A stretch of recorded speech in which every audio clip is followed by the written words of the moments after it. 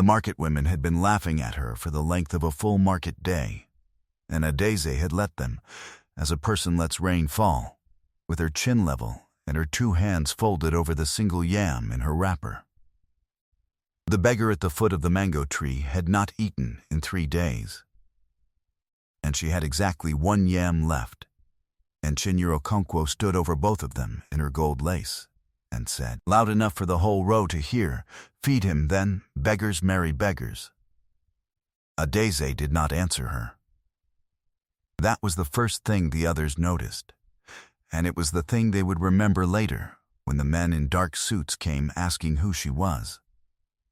She did not raise her voice, and she did not drop her eyes. She only knelt in the red dust of Ekeyenquo Market, in front of the man whose ribs showed through his torn shirt, and she set the yam into his hands as though it were a gift she had been saving for a king. She was 24 years old. Her mother was dead, and her father was dead, and she sold roasted groundnut from a tray balanced on her head 6 days a week, from the cock-crow until the lamps came out along the road. She had eaten 1 meal the day before. She had eaten nothing yet that day, and the yam in her wrapper was meant to be her supper, the only thing standing between her and a hollow night. And she gave it away in front of the women who hated her, and she did it without looking back. The beggar lifted his face to her. He had a calm, strong jaw under 3 days of dust, and warm, dark brown eyes that did not look like a beggar's eyes at all, though no one in that market was looking closely enough to notice. "Why?" he asked her. His voice was low and even, the voice of a man unused to begging. Adeze did not give a speech. She only said, "You looked hungry. I was hungry once." That was all. She rose, dusted the red earth from her wrapper, lifted her empty tray onto her head, and walked back toward the groundnut row. And behind her Chinyere laughed the laugh that the whole market knew, the laugh that had followed Adeze since she was a girl. 3 of Chinyere's market friends laughed with her, pointing their painted fingers, and one of them called out the name they had hung on Adeze years before, the name that stuck the way a thorn sticks. "There she goes," the woman said. "Mama Charity. She will give away her own coffin nails. Mama Charity." They meant it as an insult. By sunrise the next morning, 3 black vehicles would roll through the gates of that village, slow and gleaming and silent, and the men who climbed out of them would say that exact name, Adeze the groundnut seller, the one they called Mama Charity, and the market that had laughed would not be able to find its tongue. But that is the end of the day, and we have not finished the morning yet. The beggar watched her go. He turned the yam over in his thin hands, and a small thing happened in his face that no one saw, because no one was watching him. He was not surprised that she had walked away without waiting for thanks. He had been walking through villages for 11 days, sleeping under trees, eating what was thrown to him, and in 11 days and in 7 markets, 1 person had knelt in the dust for him. 1 he had counted. And she had given him the last thing she owned, and she had not even told him her name. He had told no one his name either. That was the whole point. Adeze threaded back through the stalls to her corner by the cassava sellers, set down her tray, and began again to call her trade. Hot groundnut. Fresh roasted. The smell of it rose around her, warm and brown, and she breathed it in and steadied herself, because hunger is easier to bear standing up than sitting down. A child came and bought for 2 naira. An old man came and bought for 5 and blessed her, and she thanked him quietly and dropped the coins into the tin she kept tied at her waist. She had perhaps 40 naira in that tin. It was meant to buy tomorrow's raw groundnut, and after that, if there was anything left, it was meant to buy a little gari to swell in water for her supper. There would be no supper now. She had known that when she knelt. She had counted the cost quietly, as she counted everything, and she had decided the man's hunger was louder than her own, And that was the end of the arithmetic. If you have ever in your life watched a good person get stepped on and quietly hoped, with everything in you, to see them lifted up, then you already belong in this place. And you should stay close, because the people who feel that are the exact ones this story is told for. Stay with me. What this market did to a daisy before the sun went down, and what came up that road at sunrise, is a thing worth waiting for. Now, the matriarch. Chinyere Okonkwo was 46 years old, and she owned the 4 best stalls in Eke Enkwo Market, the ones under the zinc roof that kept the rain off the goods. She wore gold on 3 fingers and lace that cost more than a daisy earned in a month. And she had decided, long ago and for no reason anyone could name, that the orphan groundnut girl was a stain on her market and a thing to be wiped away. Some hatreds need a cause. Chinyere's did not. Adeze was poor and beautiful and unbroken, and that was enough. It had not always been only words. Twice in the dry season, Chinyere had sent her houseboy to overturn Adeze's tray by accident, scattering a whole morning's groundnut into the gutter. Once she had told the market union that Adeze was selling without paying her dues, which was a lie, and Adeze had stood before the union men with her receipts in her trembling hand and proven it a lie. And Chinyere had only smiled and said the records must be mistaken. The market remembered all of this. The market remembered, and the market laughed anyway, because Chinyere owned the zinc roof and Adeze owned a tray, and people laugh where the gold is. So when Adeze knelt for the beggar, Chinyere saw her opening, and she struck at it like a hawk dropping on a chick. "Look at her," she said, turning to her women, her voice carrying. "No mother taught this one sense. She feeds dogs and starves herself. Tomorrow she will come begging me for a loan, and I will tell her to go and find her beggar husband." The women shrieked with laughter. Adeze roasted her groundnut and said nothing, and far across the market, at the foot of the mango tree, a thin man in a torn shirt sat very still and watched a woman in gold lace decide his answer for him. His name, though Adeze did not know it, and Chinyere did not know it, and not one soul in Eke Enkwo Market knew it. His name was Ikenna. And the reason he had walked 11 days through 7 markets dressed as a beggar, eating what was thrown to him and sleeping under trees, was that he was looking for exactly one thing, and he had begun to fear it did not exist anywhere in the world, until a girl with an empty stomach knelt in the dust and put her supper in his hands. He stood up slowly. He put the yam carefully inside his shirt, against his skin, as a man carries something he means to keep. And he began the long, slow walk out of the market and down the red road toward the place where, 11 days ago, he had left everything he was. To understand why 3 black vehicles came up that road at sunrise, you have to understand who Ikenna had been before he tore his own shirt and rubbed his own face with dust. He was 30 years old, and he was the only son of a man the whole eastern region had called a king without his ever wearing a crown. His father, the late Chief Madekwe, had built a transport and produce empire from a single lorry, and when the old man died, he left behind a fleet of trucks, a chain of warehouses from the river port to the capital, 3 estates, and a single hard instruction sealed in an envelope for his son. Ikenna had stood in his father's study and broken the seal and read the old man's handwriting, and his hands had shaken, because the instruction was strange, and his father had never in his life given a strange instruction. "Marry," the letter said, "but do not let them know what you have. The world will line its daughters up before my money," the old man had written, "and every one of them will smile at the money and look through you. Find the one who would kneel for a stranger when she thinks no one important is watching. Go out as nothing. Find the woman whose kindness has no audience.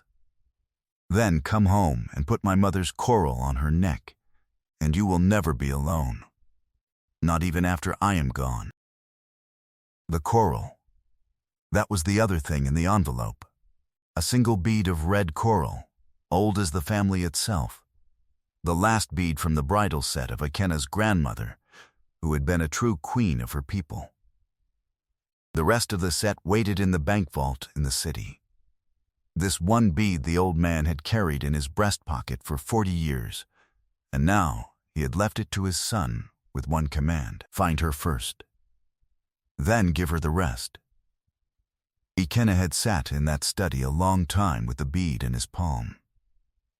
He remembered his father telling the story of it when he was a boy, how Ikenna's grandfather had been a poor man once, the son of a man with no name, and had won the queen not with wealth, but with a single act of kindness in a famine year, and how her family had given him this coral not as a price, but as a promise that runs in the blood, that the men of this house must marry for the heart and never for the hand. His father had kept that promise. His father's father had kept it. And now the old man lay cold in the ground, and the keeping of it had come down to Ikenna, the only son, the last of the line, and a single red bead sat in his palm like a coal that would not cool. He had wept then, alone in the study, not only for his father, but for the size of the thing being asked of him. To find, in a whole wide country, the one woman whose kindness had no audience. By becoming a man, no one would be kind to. It was very nearly impossible. He understood that, and he understood, too, that his father had known it was very nearly impossible, and had asked it anyway, because his father had believed, to his last breath, that such a woman still existed somewhere, and that she was worth 11 days of dust, or 100 or 1,000, to find. So Ikenna had done a thing his uncles called madness. He had pulled on the oldest, worst clothes in the servants' quarters. He had taken nothing, no phone, no money, no name, and he had told his father's most trusted man, an old driver named Sunday, to wait 11 days and then come find him, wherever he had ended. He had torn his own collar. He had knelt in the road and rubbed the red dust into his good skin until his own reflection in a window did not know him. And he had walked out of the gates of the estate as a beggar, carrying nothing but the single coral bead, sewn into the hem of his torn shirt, where no thief would think to look. 7 markets. 11 days. In the first market, the great noisy market at Onitsha, they drove him off with a stick before he could even open his mouth. A trader swinging at his legs and shouting that beggars frightened away custom, and Ikenna had limped out of the gate with the dust of his own city on his tongue, and a new understanding of how invisible a poor man could be in a place he half owned. In the second market, a woman selling smoked fish threw him a fish head as one throws to a dog, and turned away before it even landed. And a girl beside her laughed and said the dog would not eat it either. In the third, a pastor's wife in clean white shoes told him that God helps those who help themselves, and stepped around him as around a puddle, and went into the church to pray. By the 5th market he had stopped expecting anything. He had sat down at the edge of the road in the village of Ameke with his back against a wall and watched 100 people pass him by. Well-dressed people and poor people, church people and traders, and not one of them had so much as slowed their step. A small boy had once started toward him with half a roasted plantain, and his mother had snatched the child back by the wrist and hissed something about sickness, and dragged him away, and the boy had looked back at Ikenna over his shoulder with sorry eyes until the crowd swallowed him. It had done something to Ikenna, those 11 days that all his father's wealth never had. He had grown up the only son of a rich man, and he had thought he understood the world. He had not. He had never once in 30 years known what it was to be looked through, to be a thing the eye slid past, to hold out an empty hand to 100 faces and have 100 faces decide you were not there. He thought, more than once, of turning back. He thought his father had sent him to find a thing that the world had finally finished killing. Then, on the 11th day, in the dust of Eke Enquo market, a groundnut seller with nothing in her wrapper but a single yam and nothing in her stomach at all had knelt down in front of him as though he were a king and given him her last food and walked away before he could even ask her name. He had his answer. Now he needed her name, and the road home, and one sunrise. The coral bead was still sewn in his hem when he reached the crossroads outside the village at dusk. Old Sunday was waiting exactly where he had been told to wait, leaning against a dust-covered car with his arms folded and his eyes wet. Because 11 days is a long time to wait for the only son of the man you served for 40 years. Sunday took one look at Ikena's torn shirt and his dust-gray face and his arm pressed tight against his ribs, and the old man's voice broke. "You found her," Sunday said. It was not a question. "I found her," Ikena said. "Her name I do not know, but the market knows her. They call her Mama Charity, and they laugh when they say it." He looked back up the road toward the village, where the last lamps were coming out. "Tomorrow," he said, "they will not laugh." That night, in a house with no light, Adizi drank a cup of water and lay down on her mat with the empty tin at her waist and her empty stomach turned to her spine. And she did not cry, because crying wastes water.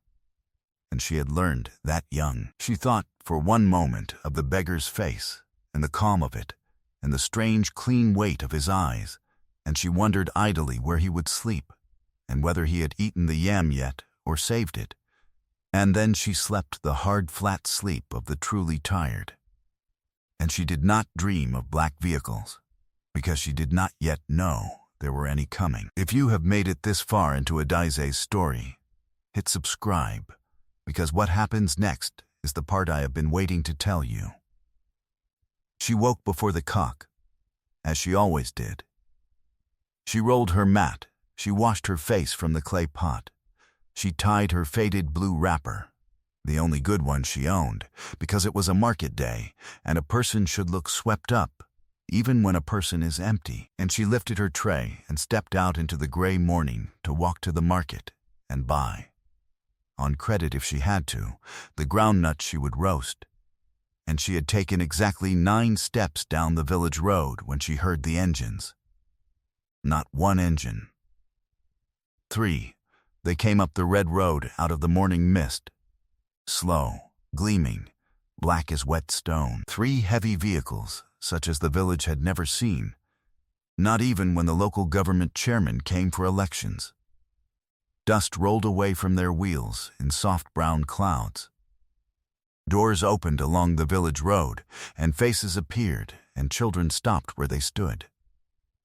The whole village came awake at once and stood very still, the stillness of a bush when a leopard walks through it, and watched 3 black vehicles roll past the church, past the well, past the great silk cotton tree, and stop. They stopped in front of Adaize.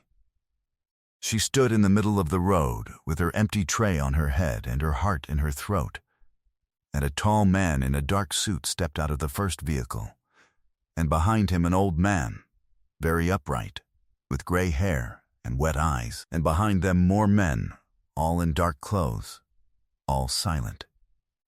The whole village held its breath. Somewhere a goat bleated and was hushed. And Chinyere Okonkwo, who had come out to her gate in her wrapper to see what the noise was, felt her gold rings go suddenly cold on her fingers, because the men were not looking at her stalls, or her zinc roof, or her gate. They were looking at the groundnut girl. The old man with the wet eyes came forward. He was the driver, Sunday, though no one knew it yet.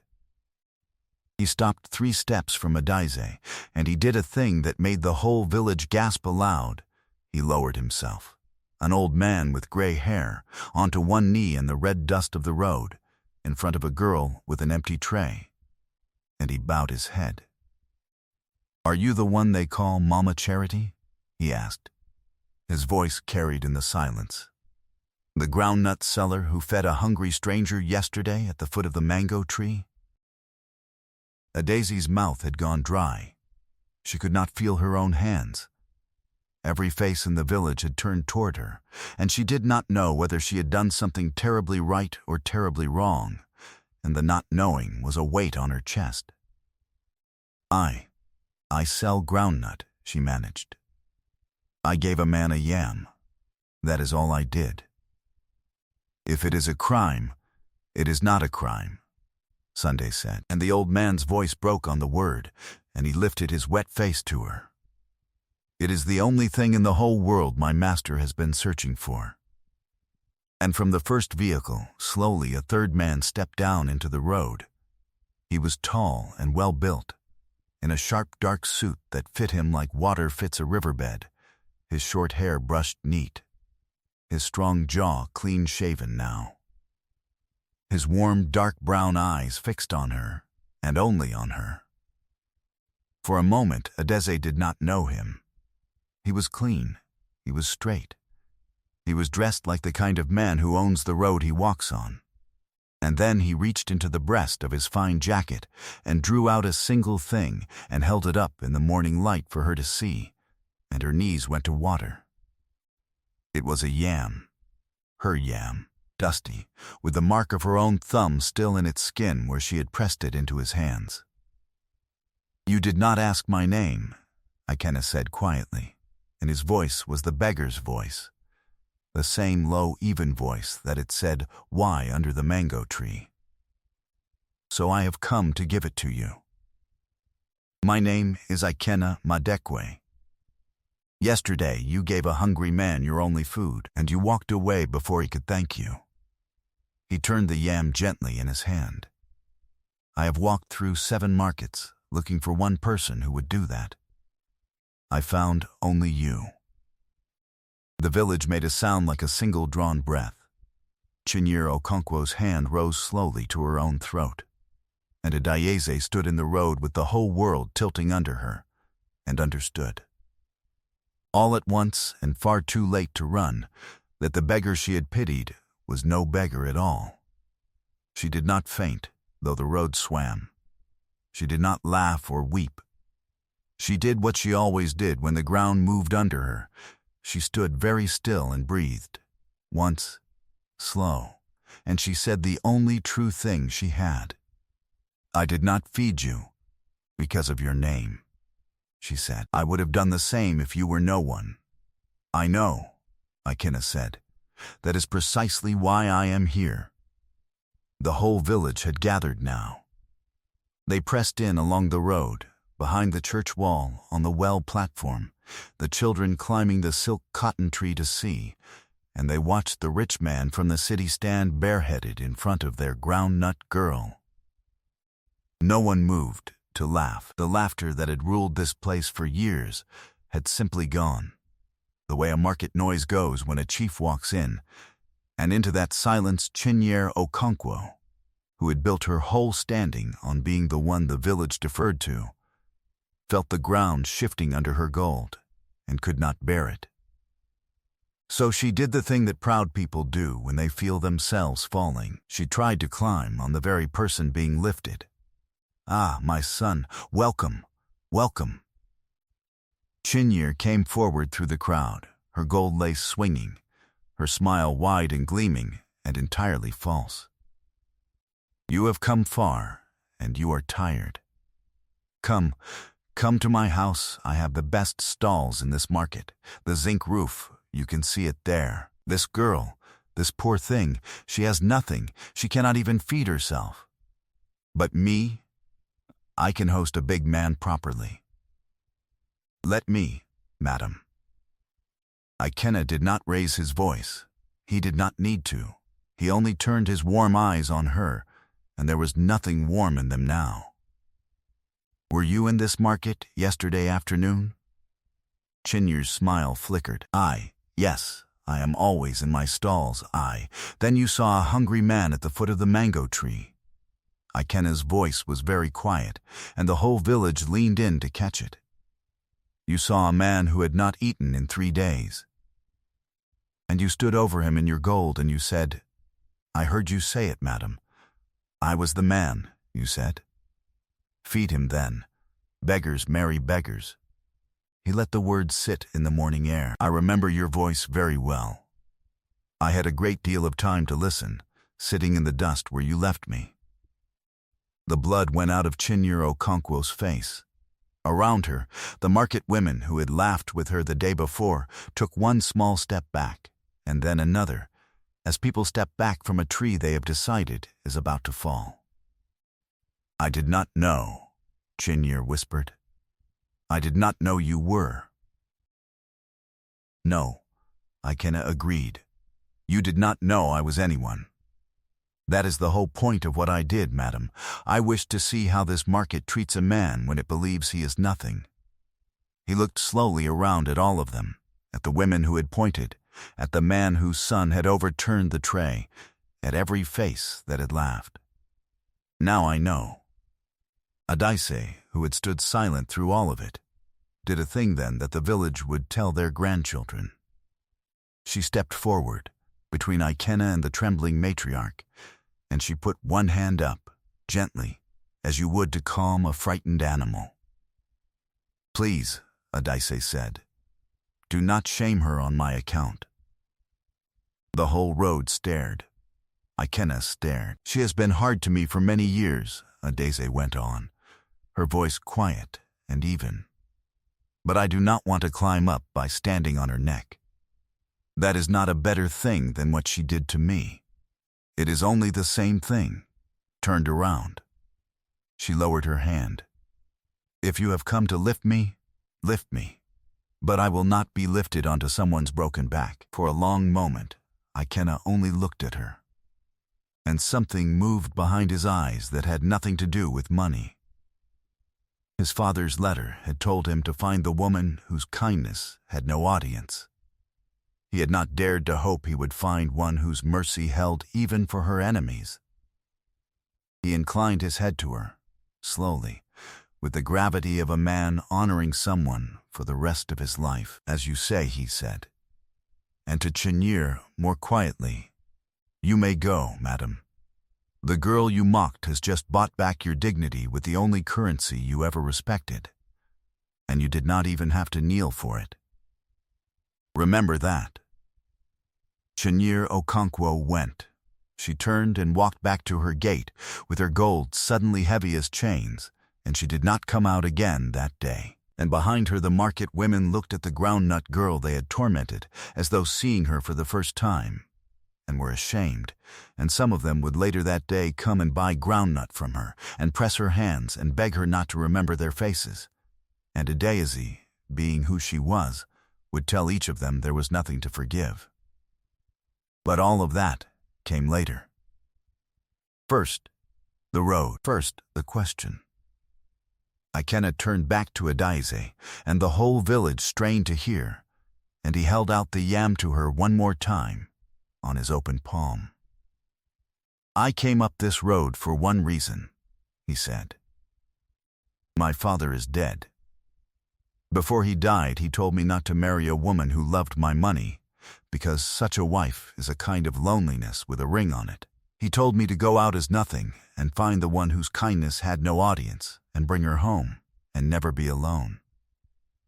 He drew a breath. "I have searched 7 markets. There is only you." The whole village was silent enough to hear the silk cotton leaves move. "I am not asking you to love me today," Ikena said. "I am asking you to let me court you the way my father courted my mother, slowly, in the open, with your people present and my people present, so that no one in this world can ever say you were bought. I am asking for the right to earn what you gave me freely. I will come to this village as a suitor, and I will sit on the ground in front of your kinsmen, and I will ask their blessing, and if at the end of it you say no, I will go away, and you will keep your trade, and never see me again." He paused. "But I am hoping with everything in me that you will not say no." A daisy stood in the red road in her one good wrapper, with her empty tray at her feet, and she looked at the man who had been a beggar yesterday and a stranger this morning, and she did not give him an answer made of stars. She gave him the truest answer she owned. "You may come and sit before my uncles," she said, "and we will see what kind of man you are when there is no dust on your face to hide behind." Bekena Madekwe threw back his head and laughed. A real laugh.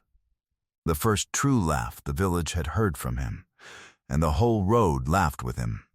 Not at anyone now, only with the sheer wide gladness of it. And old Sunday wept openly into his hands, and the children in the silk cotton tree cheered as though their own team had won. That is how it began. But a beginning is not an ending, and the proud do not always fall the first time. He courted her the old way, the right way, and it took the better part of 3 months, and the village had never been so entertained. The first time the convoy came for the formal visit, Ikena did exactly as he had promised. He did not arrive as a conquering big man. He came in fine but humble dress, isiagu over plain trousers, and he sat on a low stool on the bare ground in the compound of Adezi's late father's brother, the elder Namdi, and he poured palm wine for the old men with his own hands, and called them all my fathers, and answered their hard questions without once mentioning his warehouses or his trucks. And the old men, being old men, asked hard questions. "A big man from the city," said the elder Namdi, narrowing his eyes. "What do you want with a poor girl who roasts groundnut? You can have any daughter of any chief. What is the catch in this thing?" "There is no catch, my father," Ikena said. "Only a man who has been hungry, and one woman in the whole world who fed him without knowing who he was. I would be a fool to let that walk away from me. Would you?" The old men looked at one another, and the elder Namdi grunted, which from him was as good as a blessing, and the kola nut was broken, and the courtship was permitted to continue. But the old men were not finished testing him, and over the weeks that followed, they set Ikena the small traps old men set, to see the shape of a young man's heart. One market day the elder Namdi sent word that he was ill and could not see his guest, and watched from a window to see whether the big man from the city would turn his fine car around and go home offended. Ikena did not. He left his car at the gate and walked to the nearest stall and bought oranges with his own hands, and sat on the elder's veranda for 2 hours peeling them for the old man's grandchildren, and waited. And when the elder finally came out, recovered, Ikena only said he was glad, my father, and never once complained of the wasted day. The elder told that story to every man in the village. Another time, a quarrel was staged where Ikena could overhear it. 2 of Adaise's kinsmen loudly doubting whether a rich man would really keep a poor wife once the shine wore off, whether he would not in 2 years bring home a fine city woman and send Adaise back to her tray. Ikena heard it, and he did not burst in to defend himself with hot words. He went away quiet, and the next time the family gathered he asked Adaise, in front of all of them, a single question. "If I lost everything tomorrow," he said, "the trucks, the warehouses, all of it, and came to you with nothing but my 2 hands, would you still have me?" And Adaise, who had loved him before she let herself say so, answered, "I took you when you had nothing the first time. I will not be harder to please the second." And the kinsman who had staged the quarrel had the grace to look ashamed, and the matter was never raised again. It was during those weeks that Ikena showed her the bead. They were sitting on the veranda in the evening cool, the 2 of them and her old aunt as chaperone, and he took from his shirt a small thing wrapped in cloth and unwrapped it in his palm, one old red bead of coral, worn smooth, older than both of them put together. He told her quietly the whole story of it, the famine year and the poor man, and the promise that ran in the blood. I carried this sewn into a beggar's hem through 7 markets, he said, looking for the one it belongs to. I think I have found her. Adeze did not reach for it. She only looked at the small dark bead in his palm, and then up at his face, and she said, "It is not the bead that is rare. It is the man who would walk 7 markets carrying it." And her old aunt, pretending to doze in her chair, smiled into her wrapper. The village, which loves a good courtship as much as a good wrestling match, had quietly chosen its side. The market women who had once pointed their fingers now found reasons to walk past Adese's corner and praise her groundnut and ask sweetly when the wedding might be. The children invented a song about the beggar who was a king, and the old women, who missed nothing, watched how Ikena's eyes followed Adese across a compound, and how she went soft and still when he was near. And they nodded to one another and said it was a true thing, not a bought thing. And a true thing the gods do not break. It was during those 3 months that the second storm came, the one Adese had not seen, the one that proud people always keep in reserve. Because Chinyere Okonkwo had a younger sister in the city, a sharp, ambitious woman named Funke. And when word reached Funke that the heir of the late chief Maduekwe was courting some barefoot groundnut girl from a bush village, Funke did not weep into her hands as her sister had. Funke smiled. And Funke came down to the village with a plan. She arrived in fine clothes, and she made herself sweet, and she befriended Adeze, and she praised her, and she said how good it was that a poor girl should rise, and all the while she was studying the courtship as a thief studies a house. And one evening, when Ikena was away in the city seeing to his father's business, Funke came to Adeze with false tears in her eyes, and a story poured into her mouth. That she had heard from reliable people that Ikena already had a wife in the city, a society wife, and that this whole village courtship was a game rich men play, that he would take Adeze as a second hidden woman and shame her before her own people, and that Funke, out of pure sisterly love, could not bear to watch it happen to a fellow daughter of the soil. It was a lie, of course. But it was a clever lie, because it wore the dress of kindness, and it struck Adeze in the one place she was soft. Her pride, her hard-won dignity, the things she had protected through every laughing market day. The thought of being some rich man's hidden shame was worse to her than any hunger. She did not eat that night. She lay awake on her mat, and the lie turned over and over in her and grew teeth. For all her life Adeze had guarded one thing more carefully than her body, and that was her name. Poor she had been, and hungry, and laughed at, but never once had she been a thing of scandal. Never once had a mouth in that village been able to say her name with a wink in it.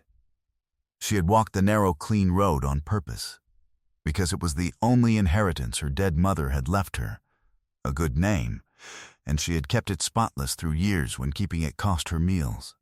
And here was a fine woman from the city telling her, with tears, that the man who made her heart light was about to spend that one inheritance for her, turn her into the village's whispered joke, the groundnut girl who thought she was marrying a king and was only being kept. The worst of it was that it fit her oldest fear. All her life a small voice had told Adeze that good things were not for her, that the sky did not open over girls who slept hungry, that when something shone, it was a hook and not a gift.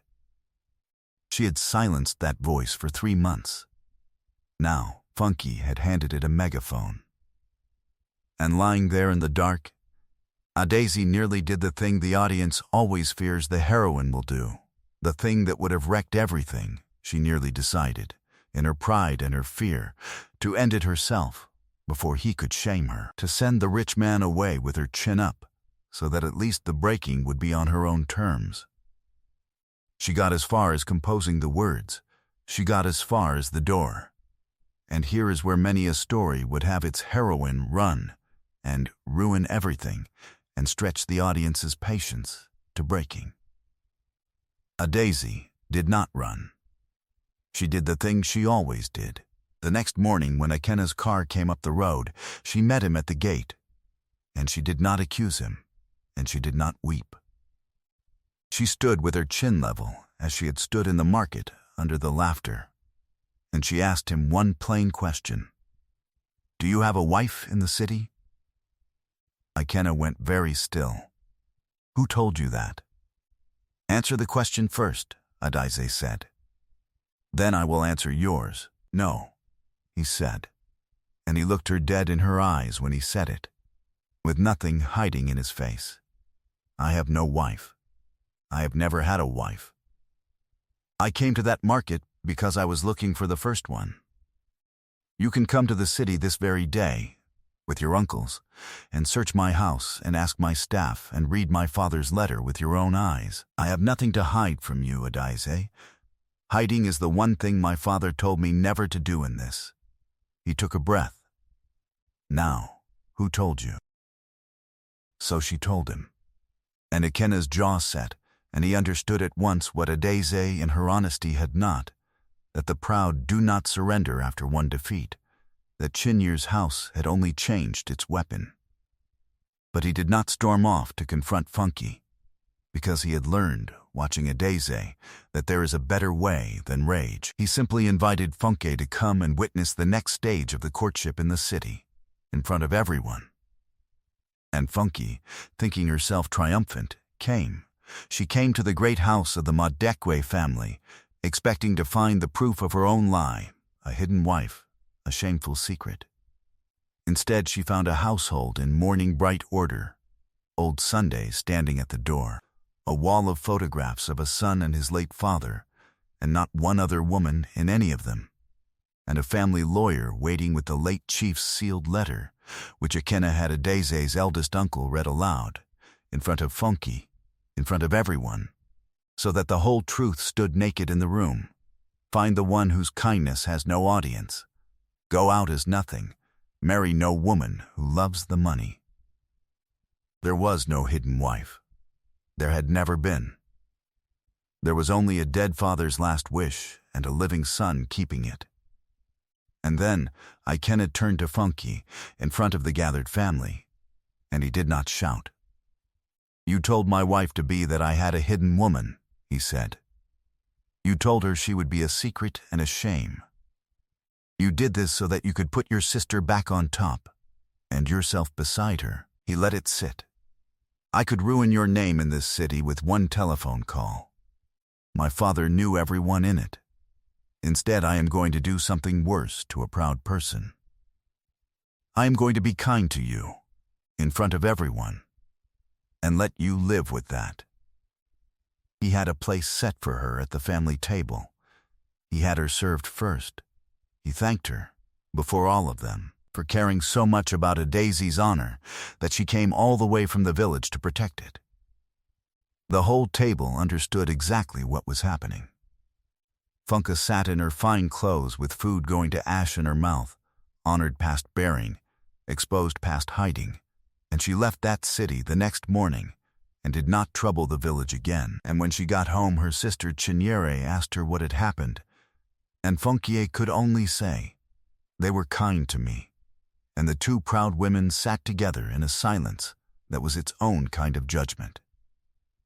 Adaize heard the whole of it later, and it troubled her, and she went to Ikena and asked him plainly whether he had only done it to humiliate Funky.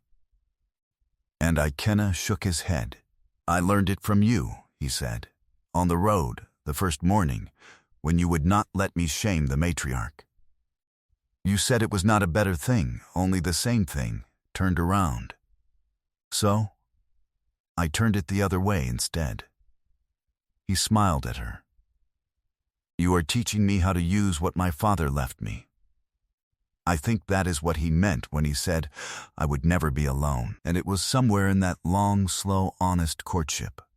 with the lies failing one by one and the old men's questions softening into jokes, and the whole village quietly taking sides, that Adeze stopped guarding her heart and let herself, for the first time since her parents died, believe that good things could happen to her and stay.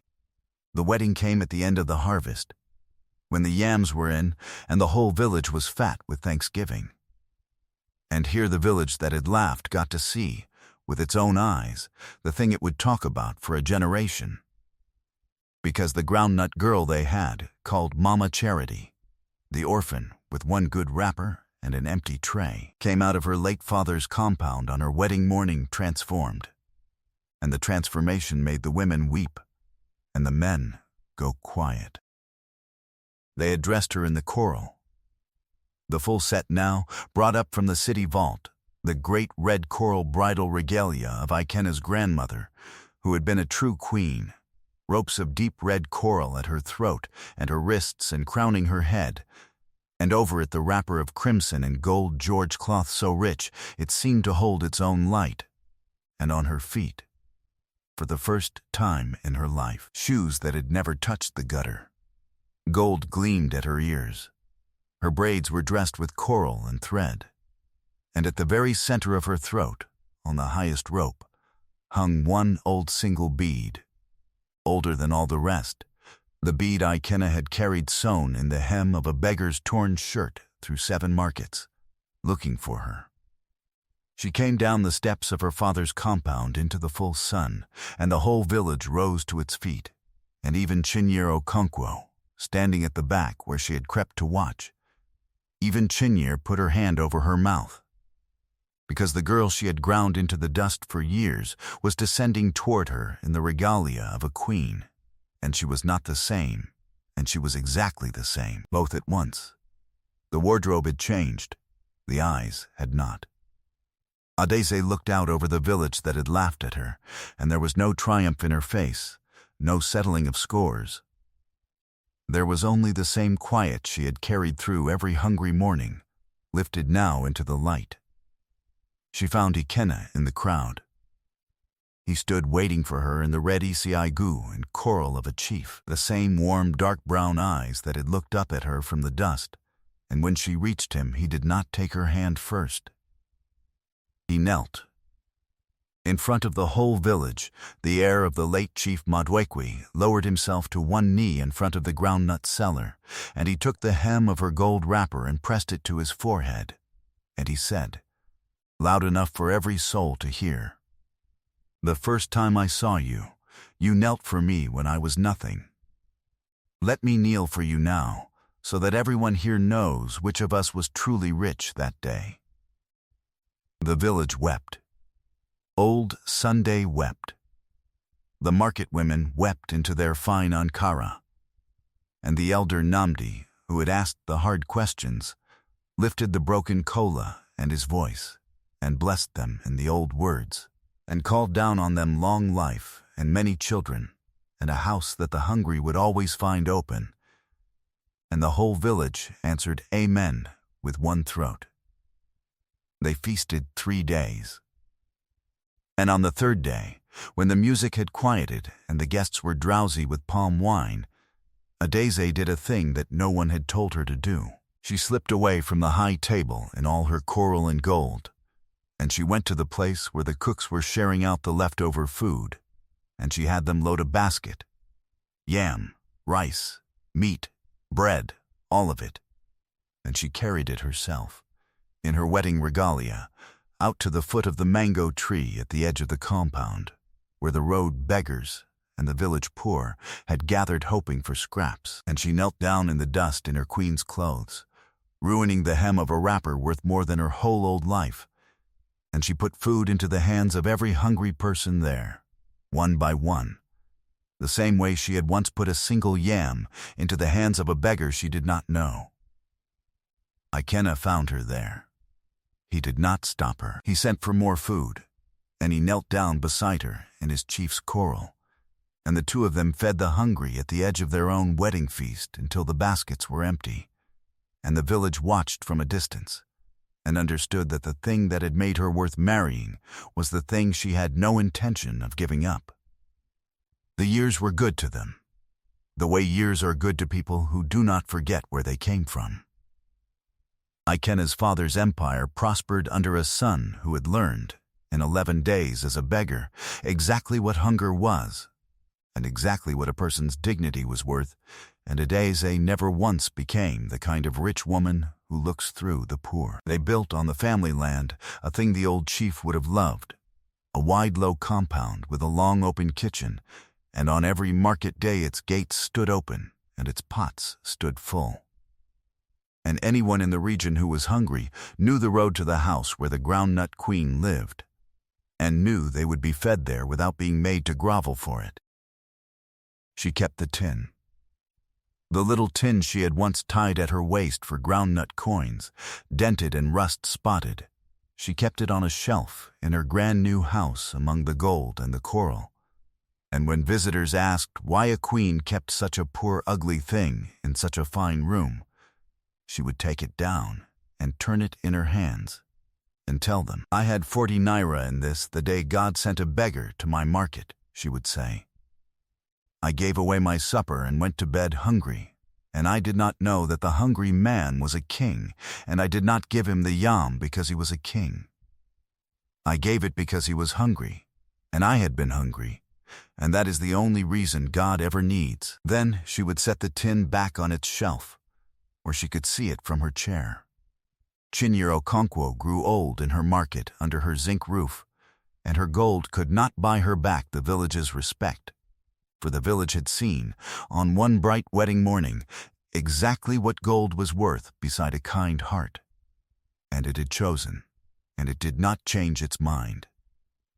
But Adeze never let her go hungry. When Chinyere fell ill in her later years with no child to nurse her, for her pride had driven them all away, it was a covered dish from Adeze's open kitchen that arrived at her gate every evening, carried by a servant with instructions to leave it without a word and never to mention who had sent it. Chinyere knew who had sent it. She ate it every night, and she wept over it more nights than not, and that quiet covered dish did to her proud heart what no public shaming could ever have done. The village exposes the wicked, the old people say, but grace is what finally breaks them. The yam, the very first yam, the one Ikena had carried in his breast pocket up the road that sunrise, Adeze had it dried and kept. Hard and dark and small, in a carved box beside the dented tin, and on the anniversary of the morning the 3 black vehicles came every year, the whole family would take it out and hold it and tell the story to the children and the children's children of how the queen of the open kitchen had once been so poor she gave away her only supper. And how? Because she did. 3 black vehicles came up the red road at sunrise looking for a girl that the whole market had been too busy laughing to truly see. And that, at last, is the whole of it. A girl with nothing knelt in the dust for a stranger with less. And somewhere a dead father's last wish and a living son's long walk and the quiet eye of God all turned toward that one small mercy at the same moment, and lifted her up so high that the market that mocked her had to shade its eyes to look. She never became proud. She never closed her gate. And the bead of old coral that a beggar carried through 7 markets to find her hangs to this day at the throat of a woman who would still give you her last yam if she found you hungry at her gate, and never once ask your name. Kindness is the only crown that fits a head before the world ever sees it. Wear it where no one is watching, and one morning the whole road will come looking for you. Now I want to hear from you, wherever you are watching from tonight. And I know you are everywhere. So tell me in the comments which country, which city you are hearing this from. And put a hand up for our Adeze, and tell me honestly, if a hungry stranger came to you tomorrow and all you had left in the whole world was 1 yam, 1 single supper, would you have knelt in that dust and given it away, as Adeze did? Or would you have walked past, and kept it for yourself, and never known what your kindness might have called up the road at sunrise? Tell me the truth. I am reading every one,